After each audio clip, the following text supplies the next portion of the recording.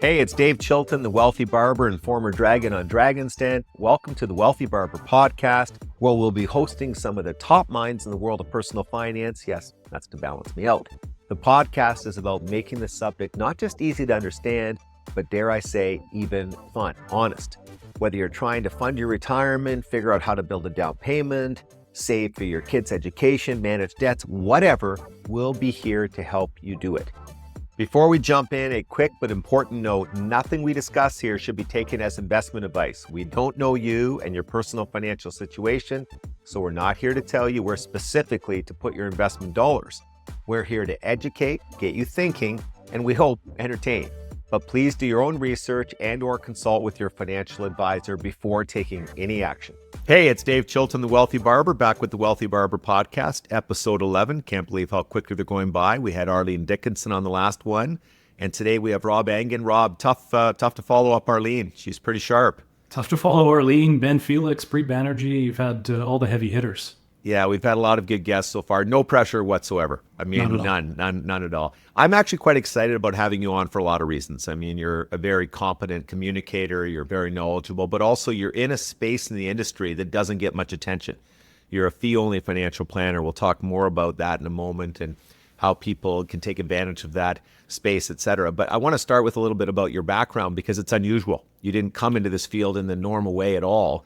You started out, I think, raising money for post-secondary institution and then got fascinated by the world of finance. Just walk us through all that. Yeah, highly unusual. Don't recommend this path to go into the finance industry at all, but really started as a hobby and just learning as much as I can about personal finance. My own situation was changing with, a change in careers, and we just started a family and, just kind of learn about the world of RESPs and pensions and that sort of thing. And started reading a lot of personal finance blogs. So like I'll give a shout out to like $1 Million Journey. That was one of my favorites. Yeah, very good. Just kind of pour through the archives there. And, after a few months of really, reading up on these blogs, I always enjoyed writing. I thought I was a pretty good communicator, pretty good writer.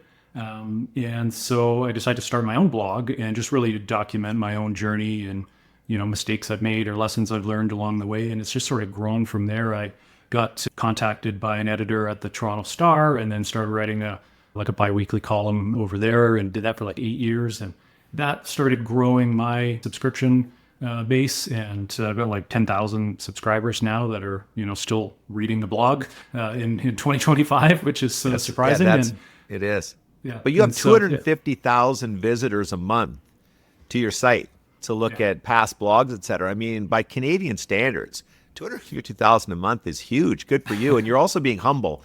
You're a very good writer. Thank you. And I think one of the things that comes through is you're a very authentic guy. And when you first started writing, you didn't try to be, I know it all, and this is the way it has to be done. You were, again, on your journey of learning and then passing those learnings on. Did it help you to get feedback from the blog readers and you were able to learn what they didn't know and incorporate their questions into the next blog, et cetera?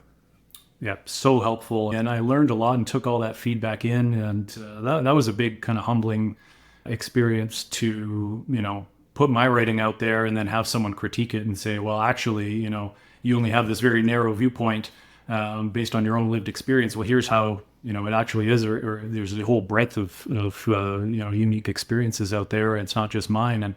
And that I've learned a lot from my readers and from other bloggers and communicators just about that, not painting everything with one brush. And my own experience is just my experience. Other people have a lot of different experiences with money and psychology and all that. And so that's just, grown and enhanced my writing and communicating over the years.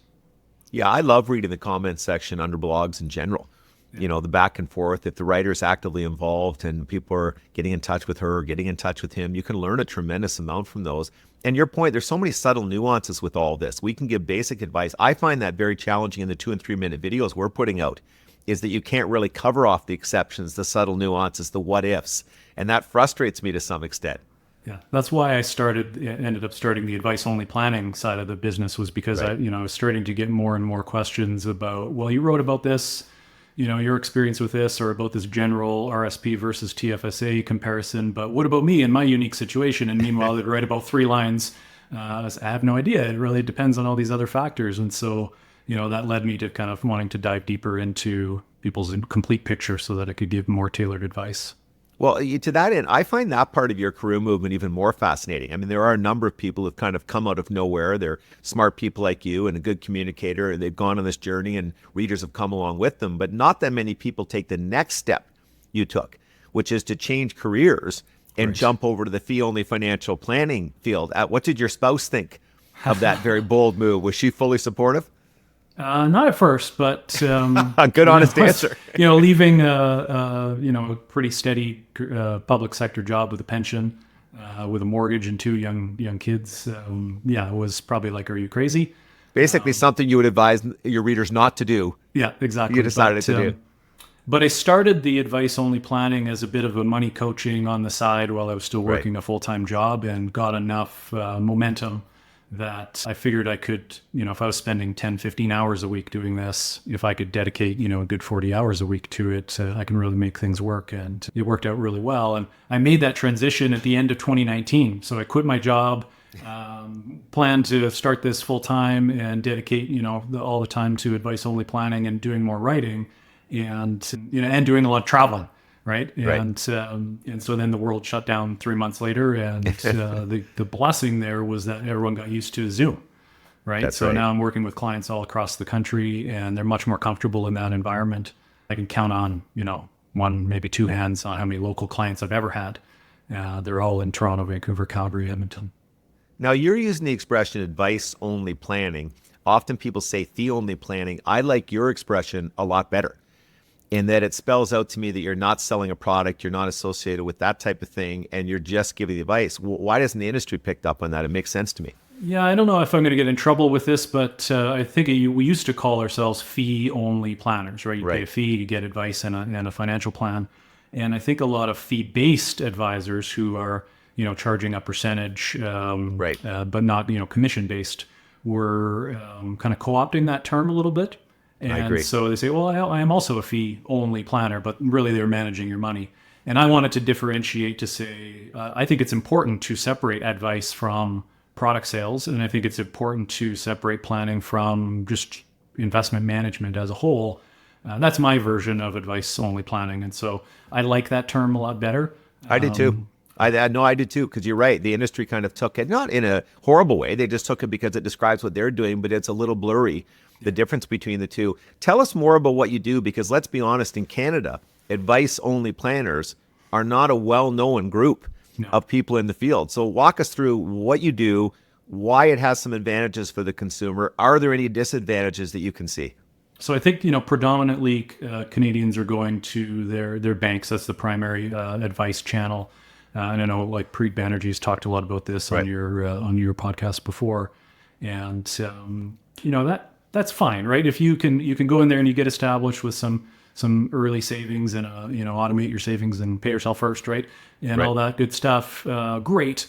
But you are paying a fee to do that. Roughly around 2% is getting charged through the mutual funds that they sell, which is, it's a high fee, right? We pay some of the highest fees in the world. But are you also getting advice with that, right? You are supposed to be getting advice with that. And if all you're getting is maybe a phone call once a year at RSP season, then I think that, you're overpaying for advice, quite frankly. And so where the advice-only planning comes into play is that I can help you make financial decisions. I can lay out a financial plan, not just using, the TFSA and RSP that you have at the bank, but looking at your entire picture, including, your government benefits and how all those puzzle pieces are going to fit together in retirement, your pension if you had one, and to really give you more holistic, comprehensive advice. So I work with clients for like an entire year and put together kind of a, current situation, map out their future goals, and then just, the numbers are going to tell me a story about what's possible.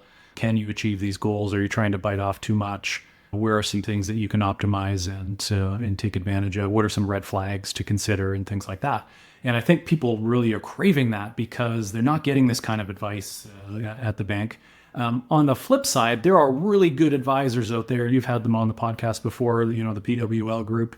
Fantastic, right? But typically those good advisors, they're not tripping over themselves to find clients with a couple $100,000 That's right. of funds, right? So where I try to come in is this, I call it, this niche is like regular Canadians with regular problems, and really try to serve that market that is either fledgling, kind of doing it themselves and maybe making mistakes, or they're still in that kind of bank, no advice, paying too much in fees situation. And so they pay you a flat fee for doing this. And how do they get updates? I mean, as things change in their lives, they get married, they get divorced, they have a third child, whatever. Do you get in touch with them once a year and kind of look at major changes and see where the projections are relative to reality, et cetera? Yeah, so I'm with my clients for a year, and I always tell them, it's a living, breathing document. The plan that you get is going to be out of date in a week, if something changes. And so really we're looking for trends. We're looking at the trajectory and to make sure that you're on the right track and you're putting your money in the right places. But certainly, they could reach out. They've got a link to my calendar to book a call with me if something's changed in their life and we need to do an update to the plan. So I'm there with you for a year. And how my model works is that typically maybe 85% of the time, it's a 1-year engagement and then off they go, right? So they kind of got that trajectory. They maybe simplified some things, automated some things. And if life isn't going to change all that much over the next 3 to 5 years, off you go and you save the fees. Maybe you're investing in some low-cost index funds, and that's a pretty good recipe for good financial outcomes. Sometimes there's just more moving parts in the plan, right? It's going to take longer than a year to fully implement, or there's some forks in the road that you just don't know the answer yet. And so I offer a retainer where you can buy another year of service for just half of the initial fee. And then that way you've got that continuity as things change until we get some, known numbers to really update that plan and give you a good roadmap going forward. And the key thing is this is more holistic in that you're not just doing the investment planning, you're doing estate planning, you're doing tax planning, you're doing insurance planning. It's the whole shebang. Yeah, the whole aspect of financial planning, which, surprises a lot of people because most people want to talk about investments. Right. And absolutely. So, if I kind of lean on the what we kind of think about now with the evidence to say, look, investing's largely been solved with low cost index funds, and there's some great products that allow you to do that. And then let's move on to the more important things, which are about your financial goals and, how to best allocate your dollars. Yeah, for sure. And so what's the hot spot for you for a client? Like somebody with $10,000 is probably not coming in yet because the fee is going to eat away too big a percentage of the asset. What's the level that you start getting interest from the clients? And what about demographics on the age front? Do they tend to be in their 40s and 50s a lot? Yeah, so, I'm telling on myself with my blog title, which is Boomer and Echo, and so it skews pretty old. So a lot of boomers retiring every year, and I would say my audience predominantly is in the kind of 50, 55 plus. And so those are the ones reaching out primarily. And I think that makes sense, right? If you're reading a blog, you have some interest in personal finance, right? And you're probably a good saver already. Retirement is another beast though, right? When you go from earning one paycheck to now multiple streams of income, and I talked about the puzzle pieces, how do you fit all these puzzle pieces together? Whether that's from a workplace pension, your RSP, maybe a LIRA from an old job, you've got your TFSA, then you've got your government benefits to consider as well. You need some guidance to help put that together. And maybe some part-time income too. Exactly. Yeah. So, yeah, no, and then maybe there's an age right. difference with your partner too. And so you're trying to figure out how that all fits in and if you're going to retire together or a little bit staggered. So there's lots to consider. So that is the primary sort of target market is the kind of that 55 to 60, maybe 3 to 5 years away from retirement. Certainly work with younger folks, but not 20 somethings with just starting out with $10,000 to their name. You said all that very well, and I'm often asked, why didn't I write The Wealthy Barber for retirees, the retiring barber? And I've often said it's because you can't. I can't give that generic advice chapter by chapter about how to do things because everybody's situation is just different enough. There's all those moving parts, and the book would have to be this thick for me to be able to get through them all. They need individual plans at that point. I could write a book, but it wouldn't take that structure. And so I think you're bang on with what you're saying. And you're right. You mentioned the difference in ages now between some spouses is much more significant. You've got blended families. You've got second and third spouses. All of these things come into play.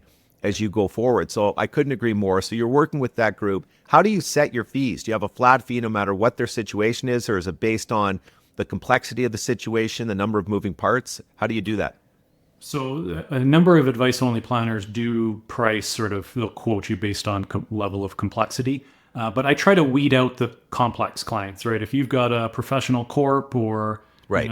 accounts in the Cayman Islands, I want to work with regular Canadians with regular problems who I think fit a certain profile that's going to take me X amount of hours to put together a comprehensive plan. And so I just do a flat price, right? This is Makes sense. a regular Canadian, regular problems. Here's a price for a single. Here's a price for a couple. That's what you get. And do you tend to deal with a lot of couples, and do both spouses get actively involved? Yeah, it's interesting, right? Pretty often it's one spouse sort of driving the bus, the chief financial officer who really wants to get a handle on things. But I really encourage you both to participate, and I want to meet you where you are. If you want to nerd out in the spreadsheet or, talk about, ETFs or talk about the best tax-efficient withdrawal strategies, cool, I can do that.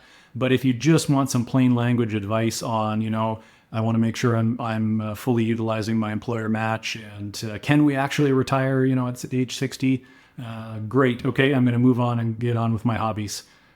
So I encourage both to get involved, but it's going to be different levels for different people. That's all very interesting stuff. Now, do you ever worry about implementation? So they come in and they get the plan from you, and you tell them the best things they could be doing, but how do you make sure they actually walk out that door, or in this case, get off that Zoom call and go and do those things?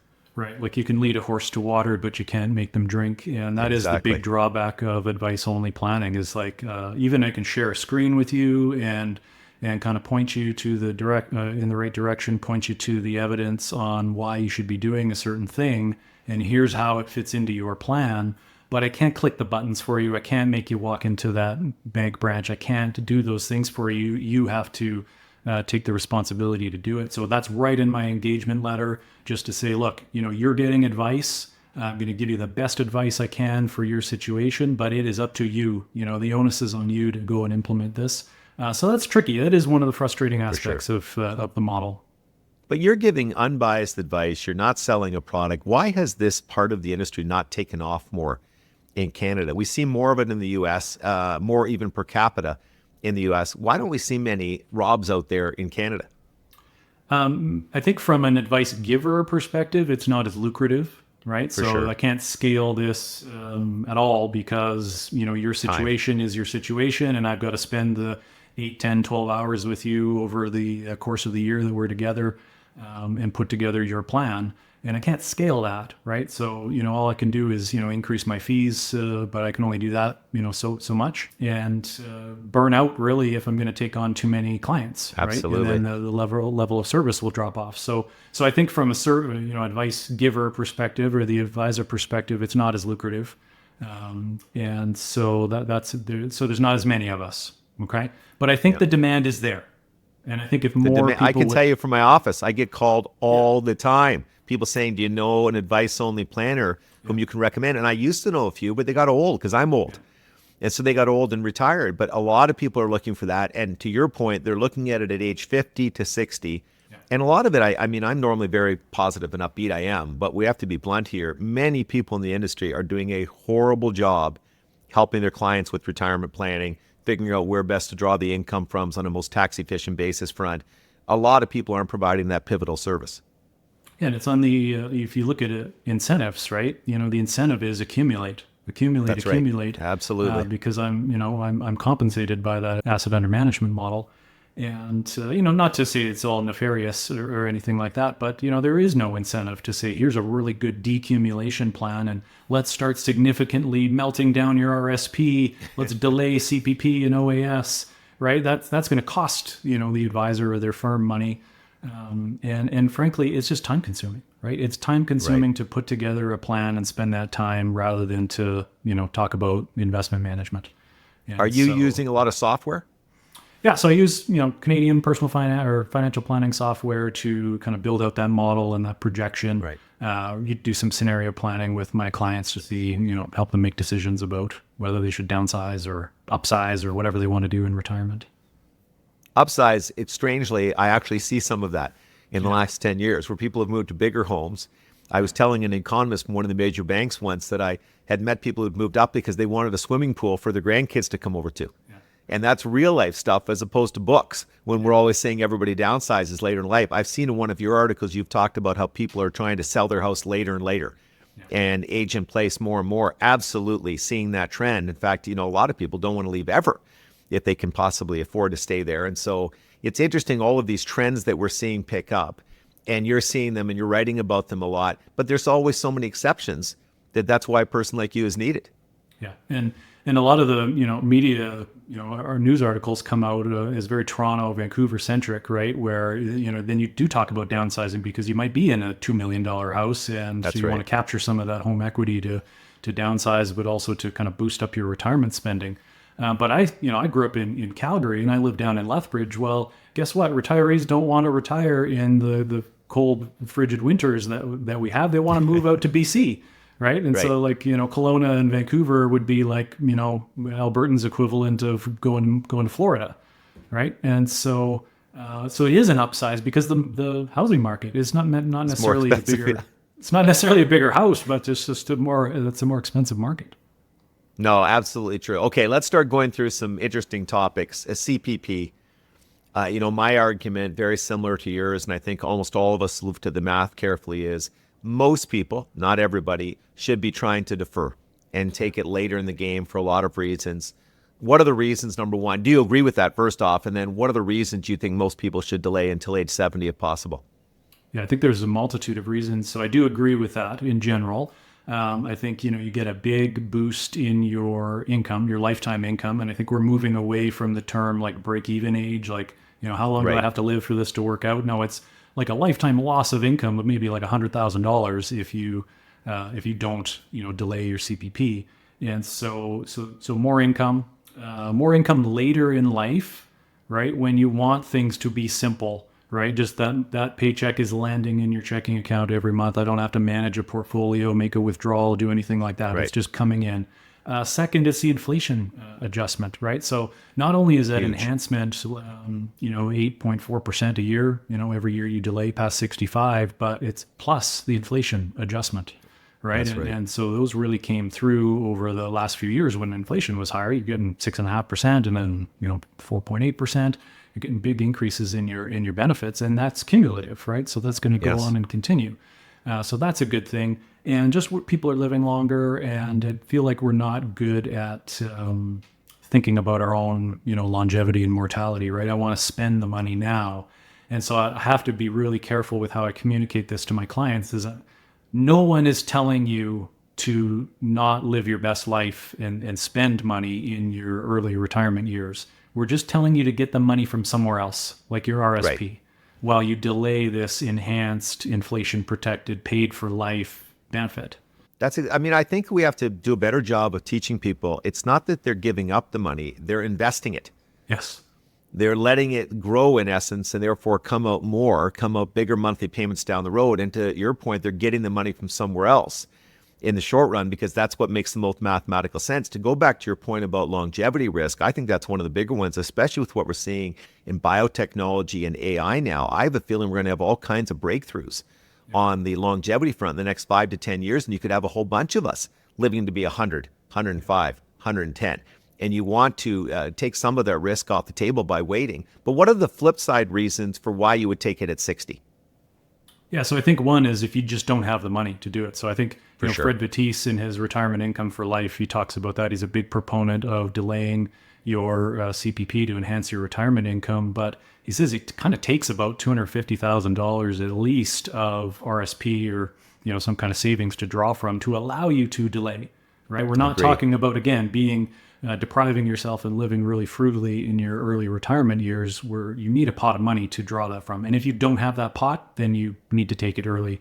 And then another big one is just if you have any inkling reason to believe that you will not have a normal life expectancy, right? And so then take the money, right? Take the money early. Yeah, I couldn't agree more. I really think, and again, people's families' histories obviously are playing a role there.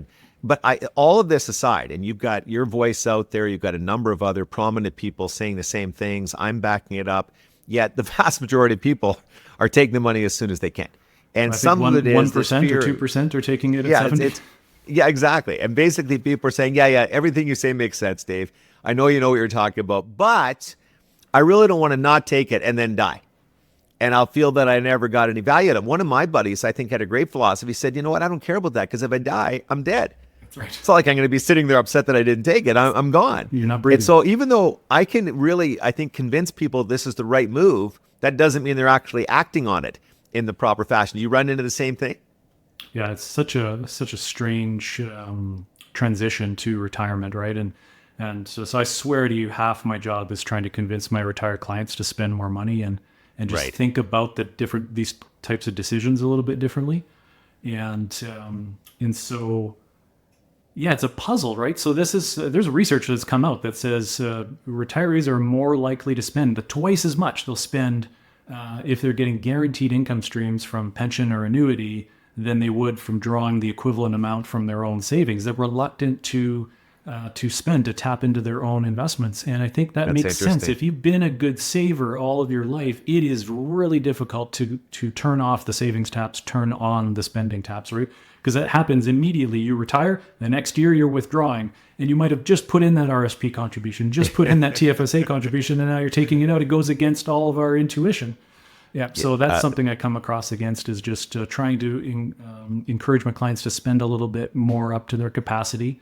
It's a big problem, Dave. I think, obviously there are people who haven't saved enough, right? But the type of clients I'm working with tend to be pretty good savers, tend to be pretty conservative, tend to be pretty anxious about markets.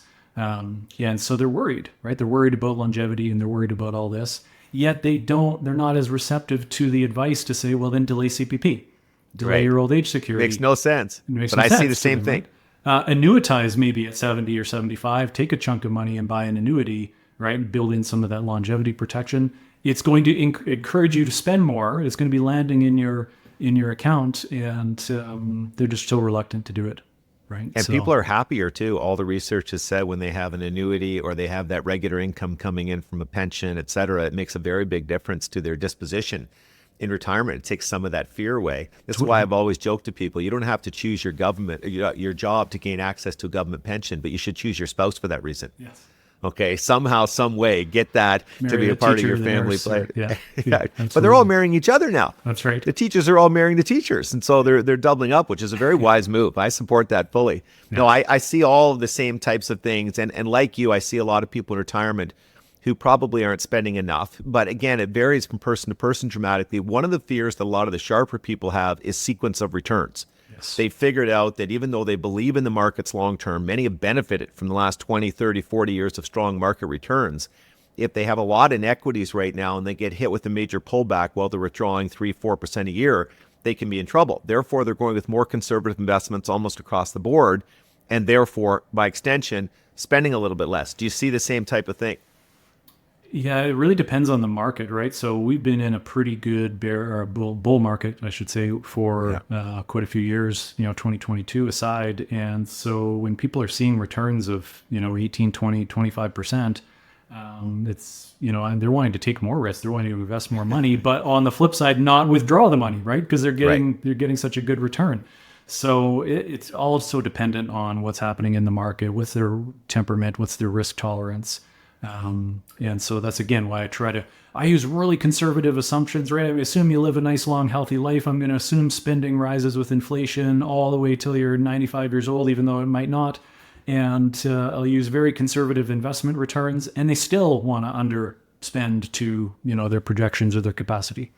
What kind of returns do you use as an assumption for, say, the equity portion? I know it might be split between Canada and the States, but do you think 5-6% to be ultra conservative, or do you go 7 to 8? No, I do 6%, so like a 4% real rate of return above inflation. And I think historically it's been about 5, right? But I tell my clients that, historically this has been about 5. I wouldn't quibble if we use 7, but this is your plan. I want to be, a bit conservative. 5 is not a guarantee, right? It's just what happened in the past. And then the other reason, just frankly today, is that stock prices are really high, particularly in the US. So we should probably dial back our expectations for future returns.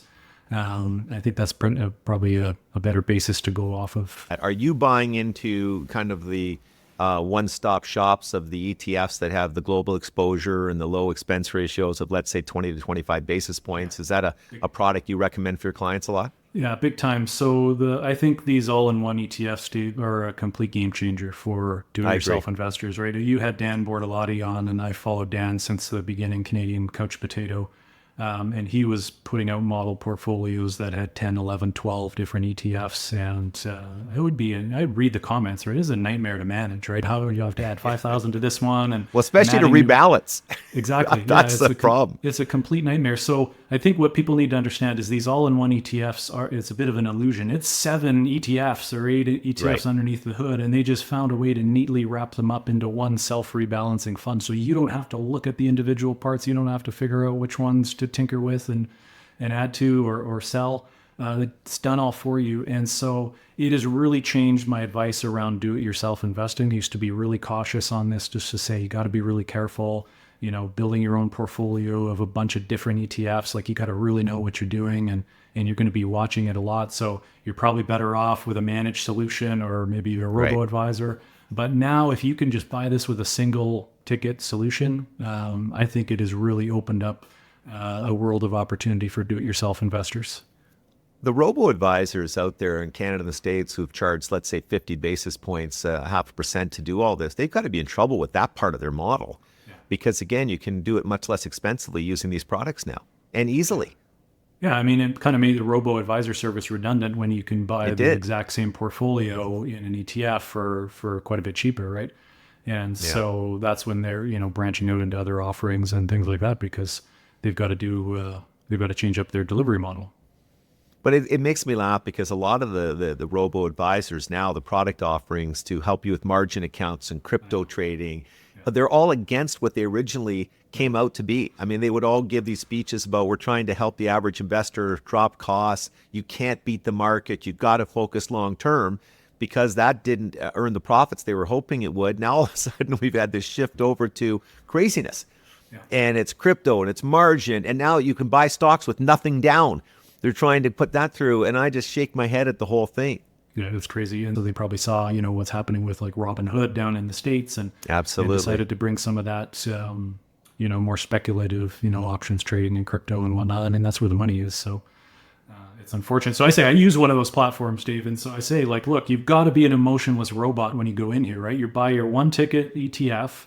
It's free to buy, so that's great. Take advantage of some of the perks they're offering you, maybe a higher interest rate on your savings, and you get some airport lounge passes and a free Globe and Mail subscription. Great, right? And then absolutely ignore the barrage of emails that you're going to get about the new, private credit and crypto trading and options trading and margin and all that. Turn it off, and you're going to be better off for it. We're in 100% agreement there, like 100%. I mean, that stuff just makes me shake my head. And I've said on past videos, I can't believe how many young men in their kind of 20 to 35, are going onto these sites, the amount of money they're losing. I'm not talking about losing $1,000 and $2,000 of their $30,000 TFSA. I'm talking about many instances losing $26,000 of their $30,000 and the opportunity cost there. Well, as the Wealthy Barber, it makes me literally pull my hair out. Interesting, and I've said this on 2 other podcasts, I don't see young women doing it. This is very much a young man issue that we're dealing with. Some people come back to me and they say, well, it's because home prices are so high, the cost of living is so high, they feel they have to take excessive risks to maybe get where they need to go. But when I talk to them as individuals, that's not what I think is motivating them. I think it's old-fashioned gambling instinct, testosterone. It's so easy to use the sites, get caught up. They hear stories of people being successful, and they're pulled in, even though their own numbers are often very, very unimpressive. Yeah, I see that too with young men, and more so now even with sports gambling too, right? So it's just kind of pulling in people to gamble and speculate. But Dave, I'm actually seeing this with older clients as well. So older clients who retired, guess what? I'm bored. I'm at home all day. I'm going to start day trading and making some money. And then the worst thing that could happen is you actually make a bit of money. You get some success. And you think you're good at this, and this is my new job now. And instead of going out golfing, and you're sitting at the computer all day, right? And that's no way to spend your retirement. And you're probably going to blow up your portfolio. So For sure. I've seen some really bad stories there with, margin lines of credit and, really, really doing some damage. And at least for the young men, you learn a lesson, right? Like, even back when in my university days would have been the .com era, Right. and students were putting their student loan money into, trading accounts and buying stuff. And then they kind of laugh and when they lost it all eventually, but at least you recover from that. Right? You got your Absolutely. whole work life ahead of you. When you're 60 years old, 65 years old, there's no going back when you just completely blow up your RSP or your TFSA. No, it's very true, and it is quite concerning. Okay, let's go to withdrawal rates. So I've got X amount of money, and I want to start drawing down from it. Obviously, every situation is a little different, but in general, what withdrawal rate are you comfortable having your clients take on? Yeah, so I get this question a lot, but I find it's a little more nuanced. The answer is a bit more nuanced to that. Remember I talked about the puzzle pieces, right? So maybe I'm shifting Right. CPP and OAS out of the way. I might have a really aggressive withdrawal rate out of the RSP, but only for a short period of time. Absolutely. Right? Just to allow for that to happen, to allow the CPP to kind of cook in the oven a little bit and to give you that enhancement. So that withdrawal rate could be 7-8% maybe for a couple of years. Agree. But then there's other buckets, right? This is what drives me nuts about the 4% rule or any kind of these withdrawal rules, is that there's not one pot of money called retirement savings. There's an RSP, there's a TFSA, there might be some non-registered money, there might be some pension income in your government benefits. And it's the way they all interplay. They all have different tax treatments. Some you can split with your spouse, but at certain ages. Right. So I just don't believe in that there's one withdrawal rate that we can say, let's do this and it'll last you for 30 years. Right. That was a Dave Chilton answer. Sorry. No, it was because that's exactly what I say when people ask me, and it goes back to what I said earlier. That's why I can't write The Retiring Barber, because you'd have to show so many different scenarios that affect the different withdrawal rates, to your point, for different items, RSP versus et cetera, that the book would become too convoluted. Like it just wouldn't work in the conversational format. So I love that answer. Now, let's go to a hypothetical world, though. The money is all in one magical pot. And do you feel comfortable if someone was in that unique situation, then withdrawing 3 to 4% a year? You certainly wouldn't advocate for 5 to 6, as I've seen some people in the States do, because then again, you get the sequence of returns issue jumping up and it could really bite somebody. Yeah, it's really tricky, and I think it's something that needs to be evaluated every year. So when you look at these more dynamic strategies where I don't think it's sensible to set a withdrawal rate and adjust it with inflation every year and ignore everything that's going on around you, right? If you get a horrible market in the first year, guess what? You got to go back to the drawing board and start all over again. Right. So again, I just say it's not sensible or practical to kind of come up with that number. I think the number is, probably 4 or 3.5%. Right. But it's so nuanced, and you cannot just kind of blindly follow something for 30 years and hope it turns out okay. Because the flip side could happen too, right? Where you get really off to a great start. You could take out more. Exactly. Right. And so, we want to be cautious, but we also don't want to be, overly so. We're not living our best life especially in early retirement. Now, this is a question I think you probably knew was coming from me, and I was quite excited to ask it because you're on the front line. You're dealing with an age group that I'm seeing help their kids out a lot right now to buy homes. Yeah. Are you seeing that a lot? And do you think some of them are being too aggressive in the monies they're giving to help the kids out with down payments, that they're jeopardizing their own retirement to some extent? Yeah, I think this needs to, parents want to help, and they want to help as soon as possible. And I think it just needs to happen a little bit later. So I just wrote an article on this to say, there's a time to be selfish with your retirement savings, and that's probably right away in your 60s when sequence of returns is problematic, when you probably want to be having your bucket list trip and maybe doing some remodeling in the house and maybe buying a new vehicle. You've got to really watch what you're doing, and because you might want to delay your CPP and OAS, like you're withdrawing from your own savings, and so things might be a little more precarious for a few years. That's not the time to be handing out $50,000, $100,000 or more to your kids to buy a house when they're in their 20s, right? So if you can maybe help with FHSA funding, right? Something more modest in the $8,000 a year range. Let them get some experience with investing and kind of getting off to getting launched. And once your benefits have kicked in and you're in your late 60s, early 70s, then that's probably a better time to look at doing something bigger.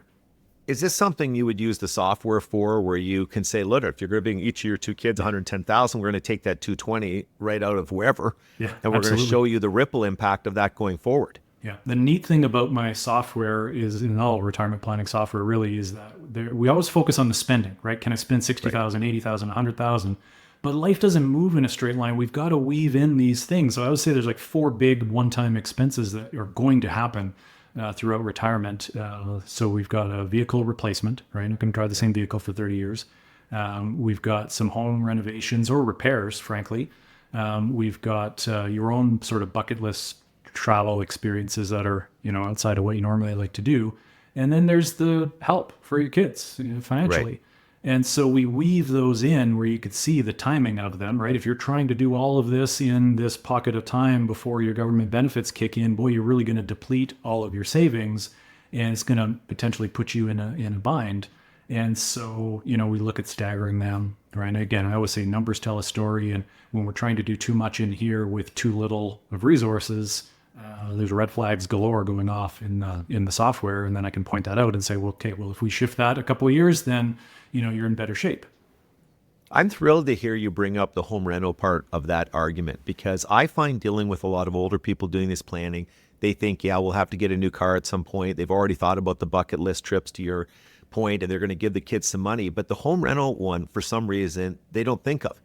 And yet they want to stay there for another 15 to 20 years, in some cases, maybe even longer. They haven't done a rental in many instances for a long time. They've got some problems. And again, to your point, it could be just ongoing repairs. But no matter how you look at it, it can add up to a lot of money. It has to be factored into the budget, to the spending projections.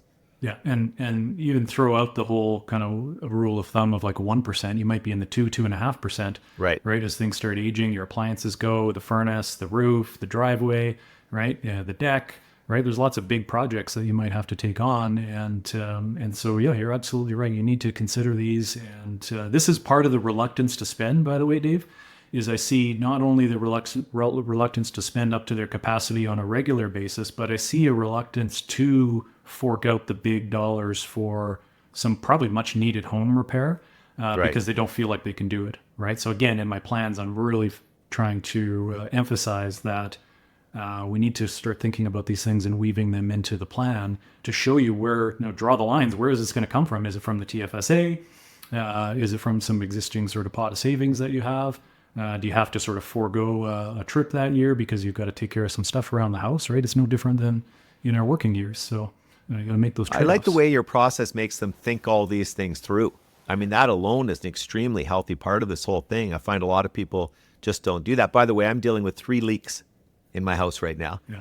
I've had this house for 30 years. I've had 1 leak total, but this winter, with the bizarre amount of snow, it's overwhelmed the infrastructure of the house, and I've got 3 leaks, and those are kind of expenses that can jump up and really annoy you and be a lot more than you anticipated, for sure. Well, as Canada's worst handyman, self-professed, this is why we have to budget in buying a brand new house every 10 or 12 years, is because I just can't deal with that stuff.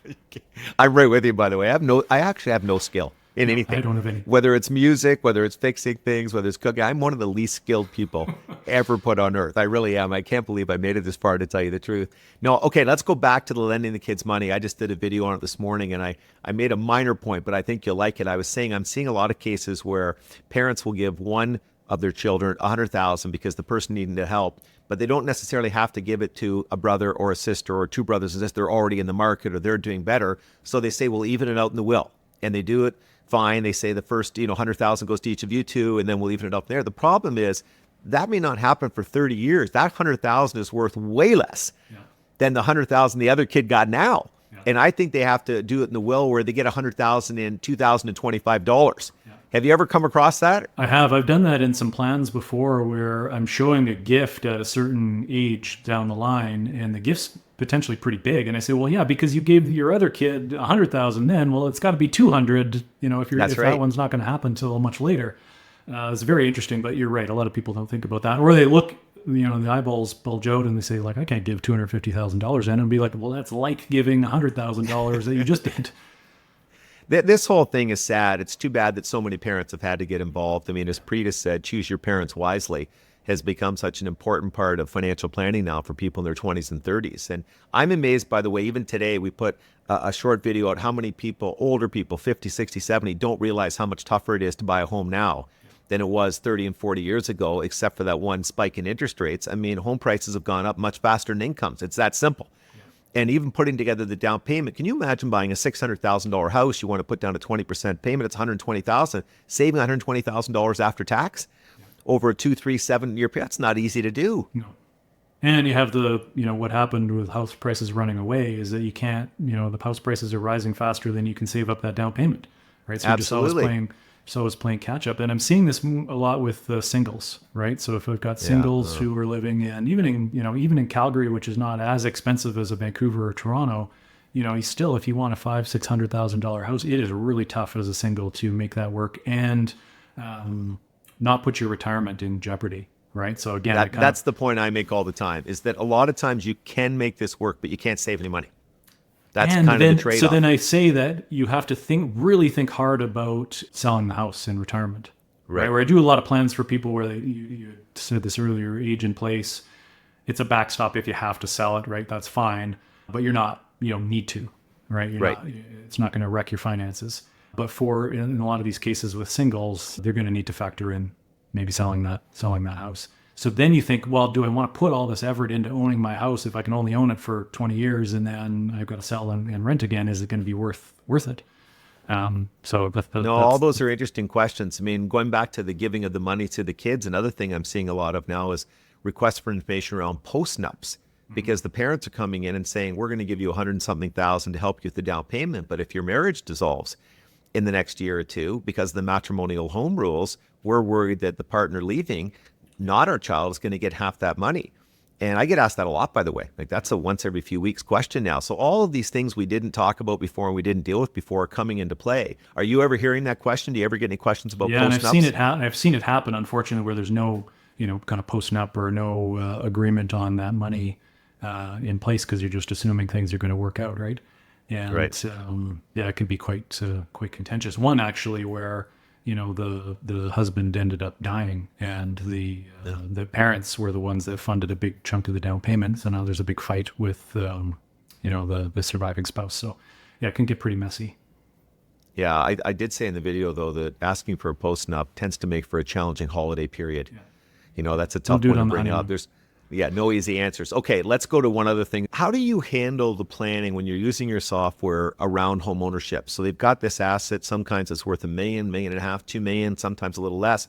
How do you put it into the plan? Like if they sell it, they have to go live somewhere. So a good part of the proceeds are going to have to spin off an income to cover rent or whatever else. Yeah. How do you handle all that? I mean, you've just got to talk to them about what their hopes are. Yeah. So a couple of ways we handle that. One is just think about when would you, some people have a good idea of we'll probably live here till we're 75, 80 years old and then we'll sell. Right. And so the plan would be to downsize. So we kind of figure out, well, what would you downsize to? Then we do some future value calculations and figure out what they would net out of that sale. Right. And then that would get passed back into their, we trigger the sale in the software, trigger the purchase of the downsized home. And then the remaining balance would go fill up their TFSAs and their other savings. And then they can kind of carry on living their life. But in the sell and rent, you're exactly right. We have to factor in that they got to live somewhere and they have to pay.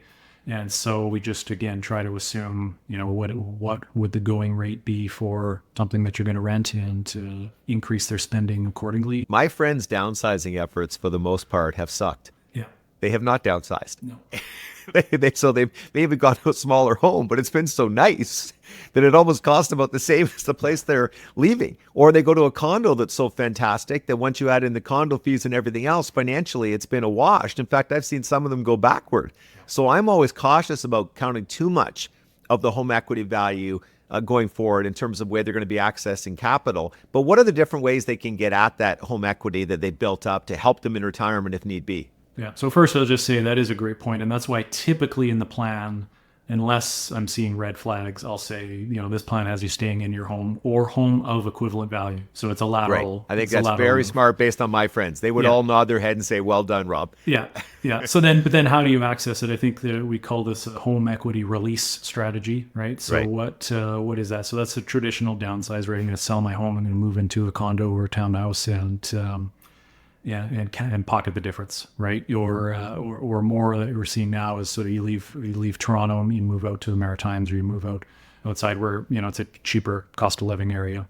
Yeah, and so you pocket that difference. The other one is just to sell and rent, right? So selling your home, and then you're going to rent that condo or that townhouse or an apartment or whatever. Again, pocketing the proceeds and adding that to your pool of capital. But you can utilize a line of credit, right, to kind of top up your savings if you already have one in place. And then more and more now, it's just becoming more common is a reverse mortgage. Reverse mortgage, yes. Right. And I think, it's got some stigma to it, but I think used appropriately, it's not a terrible idea if taken at, an appropriate age, maybe, age 75 or something like that. You're not going anywhere, right? I am not just so stubborn. I'm not going to move out of this home. Okay. Well, how do you access some capital? And that's a way to do it.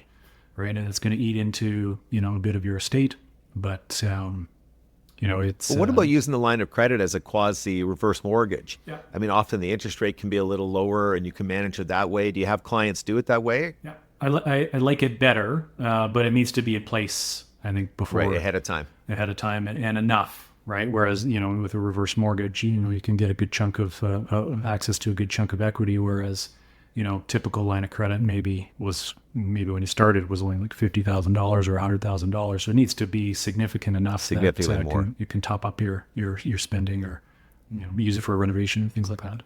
You must have clients that have more money than they need. Yes. So they for sure don't have any issues. Do you have them give the kids some money early? Because there's certain things that kids can do with the money that give them better mathematical returns than the parents can. Maximizing the FHSA is a classic example, an easy one. But do you see a lot of that? I mean, I'm definitely running into that more and more. And I say to the people, help them out now. Plus, you get the joy of seeing them benefit from it. Yeah.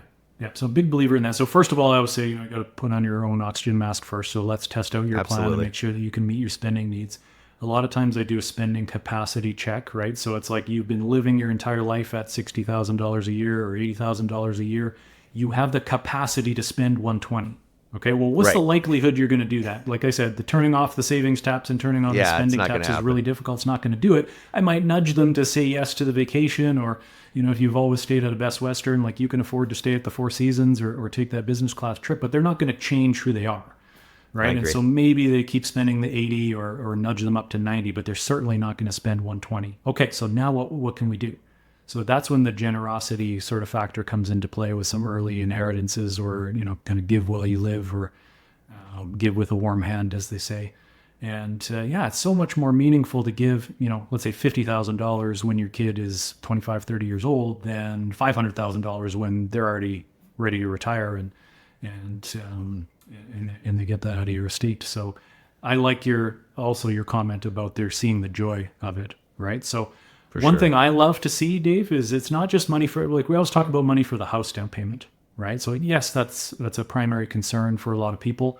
But what about like actually creating more memories and time with your family, right? So I have one client who pays for, they're in Calgary, so they pay for the entire family. So 2 kids, spouses, vacation, grandkids, go out to Hawaii, and they take care of the flights and everything like that. And that's, not only, it's selfish in a way because you're going to create this family vacation, right? But also you reward your kids and grandkids with this time, but also probably a well-deserved vacation when they're really going through it, right? So it doesn't all have to be monetary. No, that's a great example. I'm a huge believer in that one. In fact, we do that. We take my dad's money and we go on a family vacation, but we don't take my dad. So it's really a little unfair. It's a bit of a wrinkle on what you described. Right. But we do the exact same thing. No, I am seeing that one a lot. And you're right. You're creating memories. You're creating great joy. And I think it's more fun for a lot of the older people to travel with the kids and grandkids. And you were talking about people moving to less expensive areas. And certainly we see some of that. But what holds a lot of people back is the grandkids. Yeah. They don't want to move away from the grandkids. And I get that totally. I'll be that way. Like I would never buy a house down south. I mean, forget the U.S. challenges right now. I wouldn't buy one anyway, because when my kids have kids soon, I want to be close by. So that's a tough one. Yeah, being close to the grandkids is one reason to kind of stay put or stay close. But I've also seen I'm going to move where they go, right, or somewhere around there, so I can be there to give childcare support or just be in their lives. So it kind of works both ways. Do you see much use for life insurance, late life insurance, not so much to cover off the need, but because it's being used as a savings vehicle? Or are you still very much an advocate of you buy term when you need it and you invest the difference, and late in life, it normally doesn't play a big role? Yeah, very much the latter, right? I think, you want to get yourself to a place of, quote unquote self insurance where you have that, if there's a specific need, pay the capital gains on a cottage or something like that, or it's a legacy plan that was in place and you're just going to see it through. It's a paid up policy. Otherwise, I don't really. And by the way, again, I'm seeing regular Canadians with regular problems, so I don't see a lot of I've got the $1 million cottage. The ultra to leave wealthy, to, yeah, exactly. So probably plays more in that. But even then, it's interesting. I mean, I've been open-minded to all of those ideas over the years because, frankly, early in my career, I got mad of insurance people being mad at me. I got tired of that. And so I was open-minded. I always look at the math carefully. I've even taken it to University of Waterloo. I've had actuaries go through so many of the presentations, so many of the projections. I still end up coming back to term and invest the difference, term to 100 invested it, whatever. I see very few times. I have seen a couple where I thought it made sense to go the other route. Yeah, I mean, do you not find the same thing? Yeah, exact same thing. And term coverage is so cheap and plentiful when you're young, right? Young and healthy. It is. So there's no reason not to, extend your workplace benefits are probably not enough, not adequate, especially if you've got kids and a mortgage.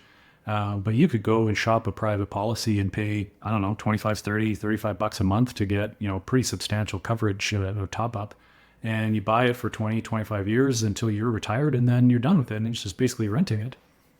I agree with all of that. Do you, I'm a big push. I try to get the grandparents involved in the RESP at all. I'm not above manipulating grandparents to get involved in RESPs. It's pivotal. Yeah, absolutely. Again, that's the other, if grandparents are there to fund $2,500, right? It's a small way to help. And it's much needed at that time when you're, young, raising a family. For sure. I see all these articles on, how to maximize your RSP or RESP by funding, do you front load the first 16,000 and then how to maximize the grant? I'm like, I'm dealing with people that are trying to put together $50 a month or $100 a month. Like if the grandparents can come in over the top and take care of that expense so I can deal with childcare and the mortgage and my own retirement savings, like that's such a blessing. I think I've had an advantage, and you are now having it too, of dealing with real people. Yeah. And it's why some of the times you read these books and they go, holy smokes, like who are they writing for? Yeah. Because they're telling for each people, other, right? For each other. Like who's the smartest advisor out there? Because every article is like, here's how to maximize your tax savings, but you're always in the maximum marginal tax bracket and optimal compensation from your corporation, but you've got like unlimited funds, so you can of course pay yourself the most to max out your RSP and still leave money behind to invest in the corporate. I'm like, these are not real life situations. No, I mean, look at all the people out there who have people maximize their RSP, their TFSA, their RSP, and their FHSA. I don't know any people in their 20s, 30s, 40s like that. Not even people who seem to be doing quite well can handle all of that. So yeah, it's prioritizing and making all the decisions and all of that. I'm not going to bore you with asking you about RSPs versus TFSAs. We'll cover that off with someone else. So let's go back to the retirement planning. Give me the three biggest concerns you have as we wrap up here. What are the things you're seeing out there that you wish were a little different or that you wish people knew? Yeah, so I think from an investing standpoint, fees are still really top of mind for a lot of people. So you have to have a really good handle on the kind of fees that you're paying, and are you getting actual retirement planning or financial planning advice to go along with it? And so I think gone are the days where we've got these stock picking, investment managers.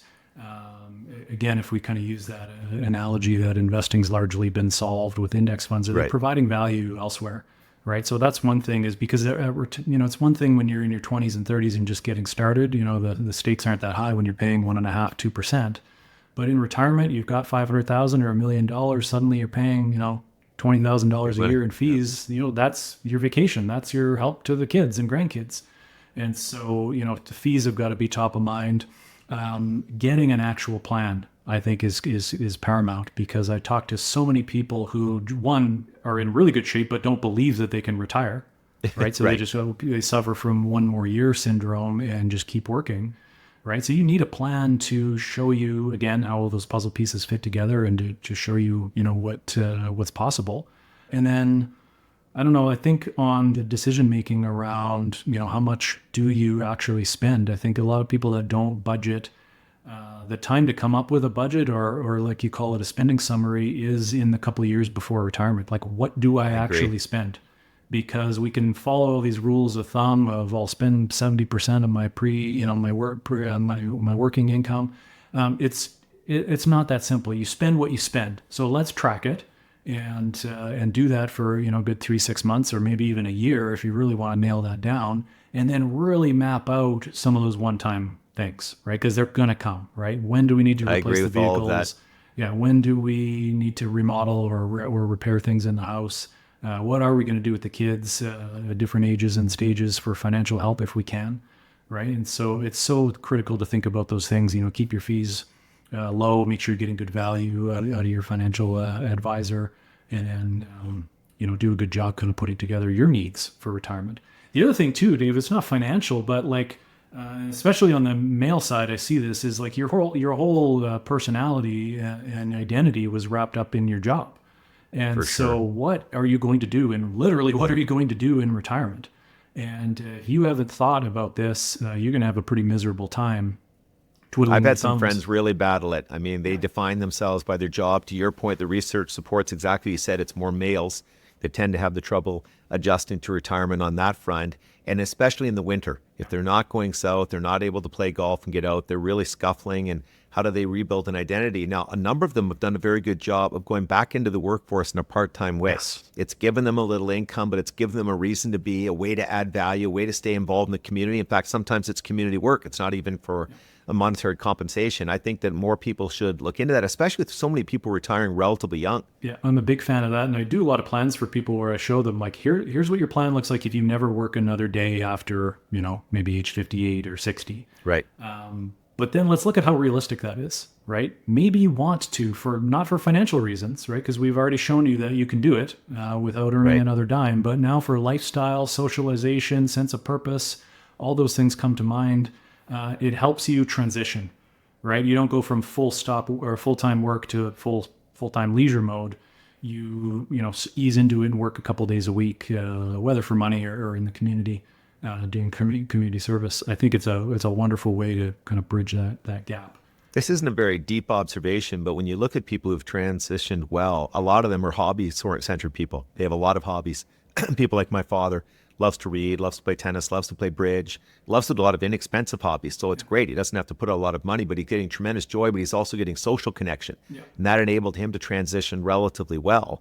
I think the community involvement one is a big one. And boy, am I ever seeing a lot of that. I live in Kitchener-Waterloo and I go back and forth to Sarnia. And in both communities, a tremendous number of retired people have found ways to give back. Yes. And so again, they're excited about the fact they're adding value. They're getting that socialization in whatever environment they're placing themselves in. They're staying busy. It hasn't been as difficult to transition mentally. I think it's all positive. Every perspective, it works well. Yeah. I had one, great example of a retiree who tried everything, right? Tried all kinds of volunteer service. She worked at like a suicide hotline. She worked at a birds of prey center. Really loved that, and ended up going on a trip with them to Costa Rica to do some community work. So really found kind of she tried a bunch of different things, but found her passion. And it's, again, it's that sense of purpose that we all need. The socialization, everything that you need. Absolutely. My father, as a way of ending, you'll like this, said a couple years ago when he was 90, that he thinks that the way we can make all this financial planning easier is if we all kill people who are 85. And he said, then we know exactly when we're going to go, and it makes the planning easier. And I said, it seems a little harsh, Dad. And I said, but also do I have to point out that you're 90? Yeah, that's right. And he said, no, he said, I'd be grandfathered in because I thought of it. So he said, I'm safe. But he said, anybody else above the 85 has to go. But, kidding aside, and he was obviously kidding, he does make a point about the most challenging thing you and I deal with when we help people. We don't know how long they're going to live. That's the single most difficult thing. Yeah. When you say, when can I retire? How much can I spend? How long is my money going to last? When are you going to die? And exactly. I can answer all that for you. But until we can solve it's the key variable in the equation, and we don't know the answer. No. And we don't really know the answer to returns, et cetera, either. No. So there's a lot of guesswork here. You have to use common sense. And to your point earlier, you almost have to be conservative. Yeah. I mean, if you don't end up pointing out on it, you can really get bitten at some point. Well, one book, Dave, that I've seen come up in the last 5 years that's been really impactful for a lot of people, dare I say, more so than the Wealthy Barber. No, I'm kidding. No, you don't say that. That's just been edited out, Rob. No, but we just but it's Bill Perkins' Die with Zero. And yeah, it's a good book, isn't it? It's just a way to think about, maximizing your life enjoyment and all the things we talked about giving. It's not just spending on yourself, but giving experiences early to your kids and grandkids. And obviously, it's impossible to, have your last check bounce. But it's a way to kind of think about, what did you do all this work for and accumulate all this capital for, if you're not going to go and live your best life and help out your community and your family around you. So. No, it's excellent. I'm going to get Bill on the podcast. And I had joked that I bought the book and set it down and my daughter stole it. Did not want me to read it. Does not want that to be my plan in any way, shape, or form. She's no dummy. You know what? You're a great guy to have on the show. You seem like a very nice person. Thank you, Dave. You come across that way in your writing. You come across that way with your Instagram postings and just dealing with you today. You come across as a real gentleman. And so it's a real thrill to have you on. Dave, I just want to close with one quick story. I had been blogging for maybe a year, and the Wealthy Barber Returns came out. So that would have been, in summer 2011, I think. Right. And so I wrote a review. Probably the first book review I've ever written. It was probably horribly done, but I was very kind in my praise about the Wealthy Barber Returns. Very excited that came out because the original Wealthy Barber was so transformative and impactful for me. And so I was shocked, floored, when I got a message on my blog from Dave Chilton at the Wealthy Barber that said, all it said was, "What's your number?" And I replied back and gave my number, and you called me. You called me and you thanked me for the review, and you're so kind. And honestly, I've been writing for a year, didn't know what the heck I was doing. I was a nobody in this space, and I always remember that you reached out to do that. So thank you for that. You've been really supportive of the community here. Well, it's my pleasure, and again, I'm a big fan. So thank you for having me on, and we'll get you on again. All right, sounds good, Dave. Thanks a lot. Okay, give my best to your family. Thank you.